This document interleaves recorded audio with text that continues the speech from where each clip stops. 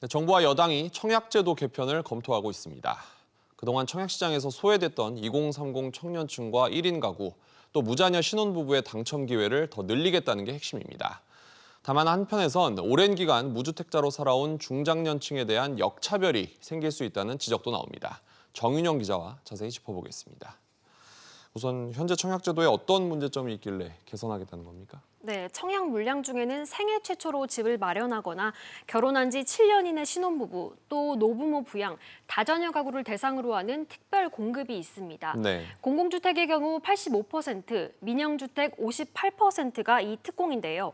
생애 최초 특공 조건을 살펴보면 결혼을 한 사람이거나 미혼인 자녀가 있어야 합니다. 때문에 대부분 2030이고 이 미혼인 1인 가구는 응모할 수 없습니다. 신혼부부 특공은 자녀가 없어도 청약이 가능하지만 경쟁률이 높은 곳은 자녀가 2명은 있어야 당첨이 가능합니다. 사실상 자녀가 없는 신혼부부는 당첨이 어렵다는 뜻입니다. 네. 당정이 이 같은 지적을 고려해 특공 기준 완화를 검토 중인데요. 미혼인 1인 가구와 자녀가 없는 신혼부부에게도 기회를 넓혀줄 것으로 보입니다. 이런 방향으로 제도가 개편이 되면 청년층 입장에서는 분명 반가운 일인데 중장년층 입장에서는 불만을 가질 수도 있지 않습니까? 네, 젊은 층을 위한 특별 공급 물량이 그동안 계속 확대되면서 4050 세대에게 유리한 일반 공급 비중은 절반 아래로 줄었는데요. 네. 이런 영향에 실제 2018년부터 지난해 8월까지 전국 분양주택 당첨자의 절반은 30대 이하에서 나왔습니다. 장기간 청약 통장에 돈을 붓고 내 집 마련을 기다려온 중장년층 입장에선 상대적 박탈감이 들 수밖에 없는 겁니다. 네. 이번에 1인 가구 등을 위한 청약 기회 확대가 검토되면서 일반 공급 물량이 더 줄어드는 것 아니냐는 우려가 나오는 이유입니다.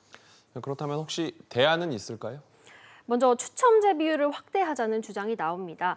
현재 투기과열지구에서 분양되는 전용 85제곱미터 이하 아파트는 100% 가점제를 적용하는데요. 네. 이전에는 가점제 75%, 추첨제 25%가 적용돼 가점이 적은 젊은 층도 당첨을 노려볼 수 있었기 때문입니다. 또 세대별로 공급 물량을 할당해 경쟁하는 것이 합리적이라는 조언도 나옵니다. 전문가 얘기 들어보시죠. 네. 세대별로 무주택 비율을 산정하고 주택을 배분해서 그들끼리 경쟁할 수 있는 체계로 바꾸는 게 좀 더 바람직하지 않겠나.